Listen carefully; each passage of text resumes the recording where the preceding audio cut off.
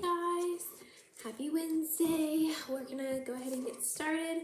We are reading chapter 50 of the Ickabog. It's called A Winter's Journey.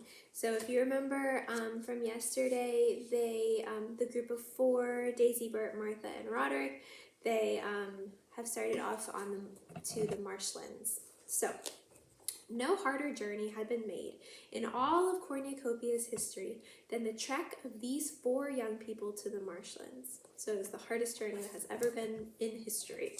It was the bitterest winter the kingdom had seen for 100 years, and by the time the dark outline of Jeroboam had vanished behind them, the snow was falling so thickly that it dazzled their eyes with whiteness.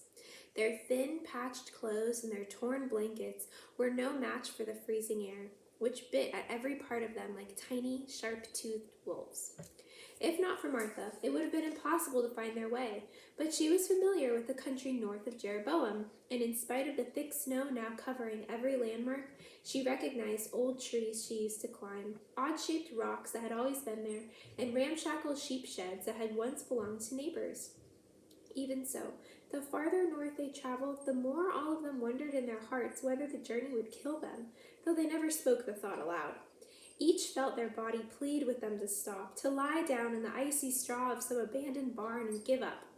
On the third night, Martha knew they were close, because she could smell the familiar ooze and brackish water of the marsh. All of them regained a little hope. They strained their eyes for any sign of torches and fires in the soldiers' encampment, and imagined they heard men talking and jingling of horses' harnesses through the whistling wind. Every now and then they saw a glint in the distance or heard a noise, but it was always just the moonlight reflecting on a frozen puddle or a tree creaking in the blizzard. At last they reached the edge of the wide expanse of rock, marsh, and rustling weed, and they realized there were no soldiers there at all. The winter storms had caused a retreat. The commander, who was privately certain that there was no Ickabog, had decided that he wasn't going to let his men freeze to death just to please Lord Spittleworth. So he'd given the order to head south. And if it hadn't been for the thick snow, which was falling so fast it covered all the tracks, the friends might have been able to see the soldiers' 5-day-old footprints going in the opposite direction. So 5 days ago, all of those soldiers left. "Look," said Roderick, pointing ahead. They were here." A wagon had been abandoned in the snow because it had gotten stuck, and the soldiers wanted to escape the storm quickly. The group approached the wagon and saw food such as Bert, Daisy, and Roderick remembered only from their dreams, and which Martha had never seen in her whole life. Heaps of creamy Kurtzberg cheeses, piles of Chuville pastries, sausages and venison pies of Baronstown, all sent to keep the camp commander and his soldiers happy because there was no food in the marshlands. Bert reached out and numbed fingers to try and take a pie, but a thick layer of ice now covered all of the food, and his fingers simply slid off. He turned a hopeless face to Daisy, Martha, and Roderick, all of whose lips were turning blue.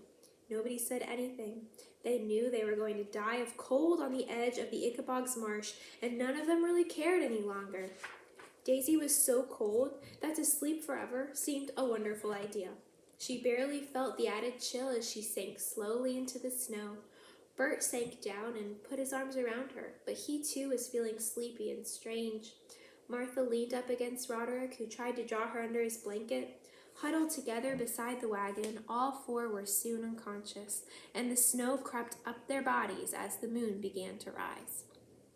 And then a vast shadow rippled over them. Two enormous arms covered in long green hair like marshweed descended upon the four friends.